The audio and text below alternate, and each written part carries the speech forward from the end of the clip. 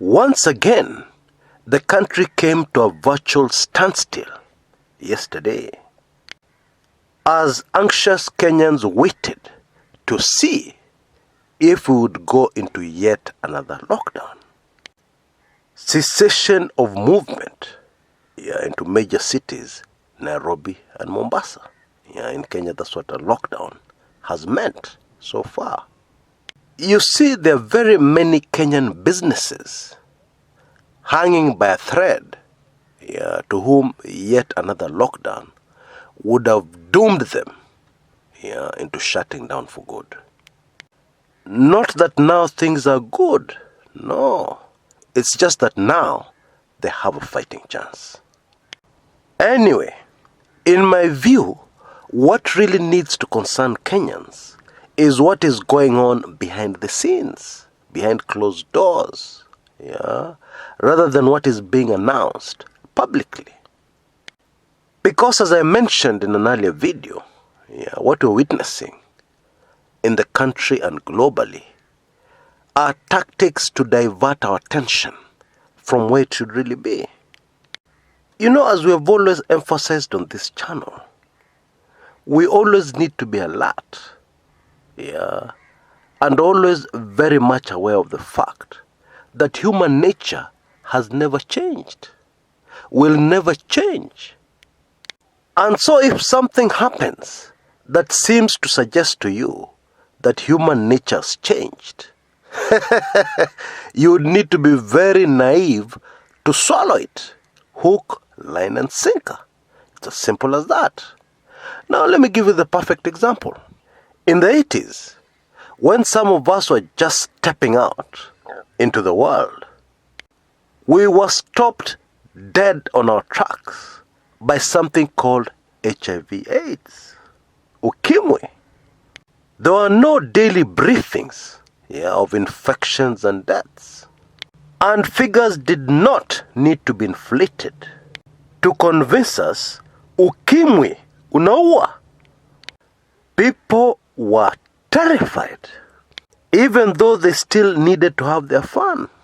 And so some people were even wearing socks mbili. I think you know what I mean.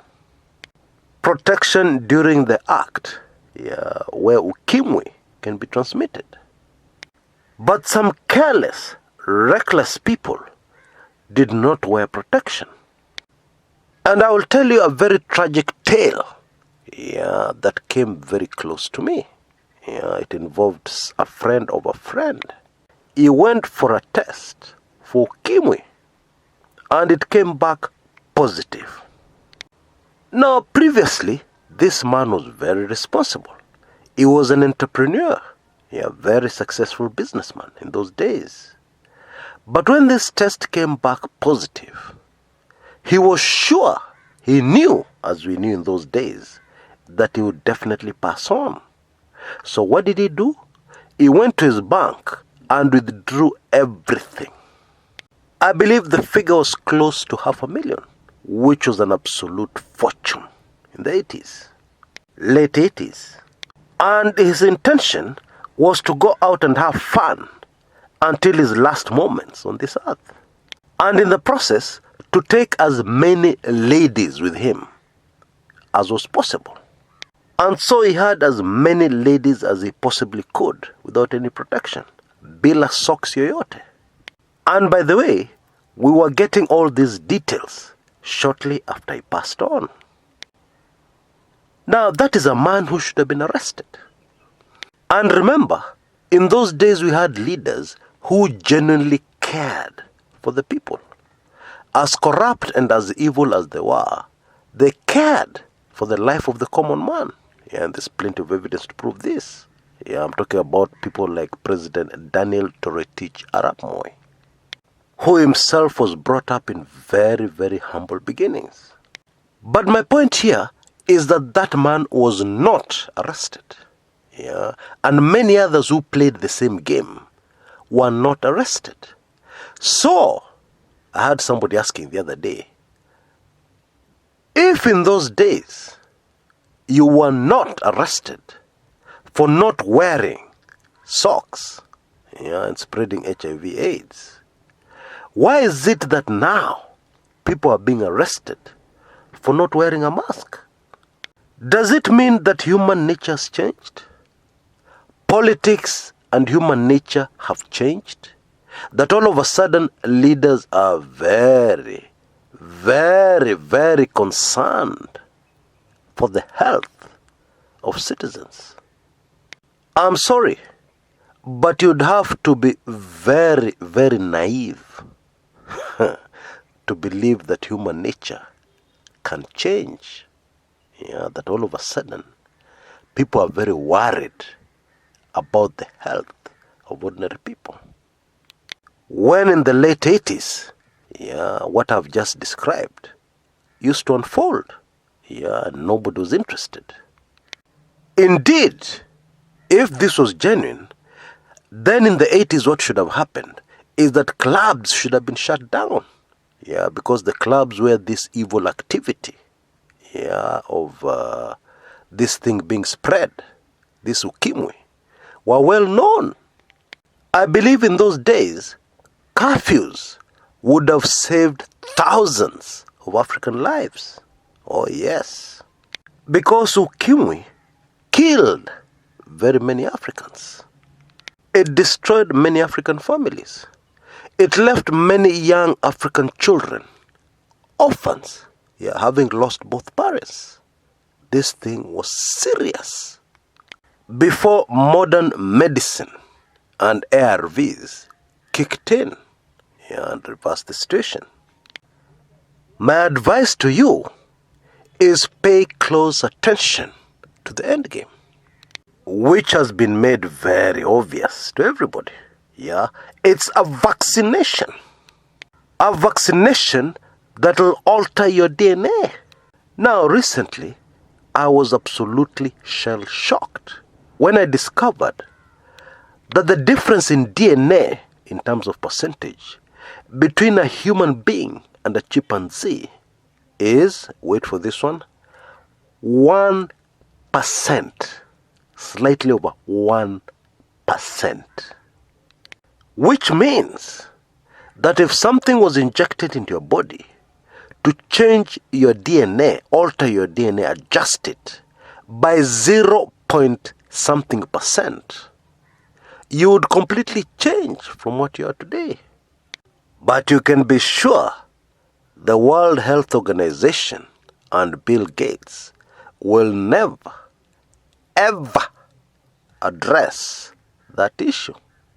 Because they don't want you to know the end game. They want you to stay focused on the now and here.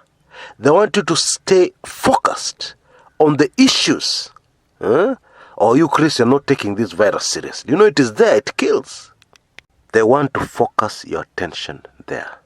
Because I've never said that this virus is not there. I've never said it does not exist. But these people are smart. They will keep your focus there. Chris says this virus is not there. Your whole attention will be drawn to that argument, while we draw closer and closer to the end game.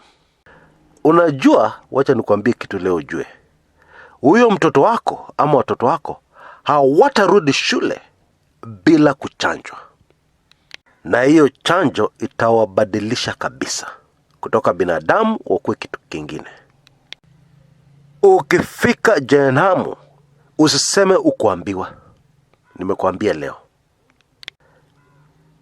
Anyway, fortunately, diversionary tactics do not always work.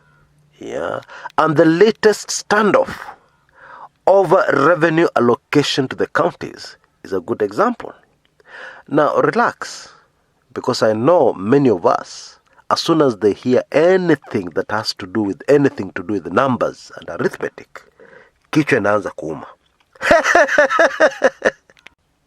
Oh yes, but don't worry, I'm going to break it down for you. This revenue allocation, or rather the new revenue allocation formula that people are determined is passed in Parliament, in a nutshell, seeks to change the formula so that revenue is given to a county according to how many people, the population of that particular county. Which means if you're a large county with a small population, you'll get less money. Northeastern counties, for instance. Now, this is a devious idea that was hatched by Central Kenya MPs a few years ago, who were jealous of the fact that after decades of marginalization, remote huge counties were finally receiving funds for development. Now, to get a clear picture of how evil this new formula is, let me ask a simple question. Do you think it is fair for a county like Nairobi to receive the same allocation per person as a county like Turkana, where funds have never flowed for over 4 decades? Just answer that question for yourself. But what has really brought this argument to the forefront are the utterances of Jubilee Whip Irungu Kangata, who said that if this bill is not passed, the new revenue sharing bill, then also the BBI initiative will go absolutely nowhere. So new revenue sharing bill kaput, BBI pia kaput. And of course, that made the ODM legislators see red. Ati amesema nini? Hapana. Hapana. Hata hiyo handshake wacha ishe saa hii. Hatutaki. Well, at least I can tell you one thing.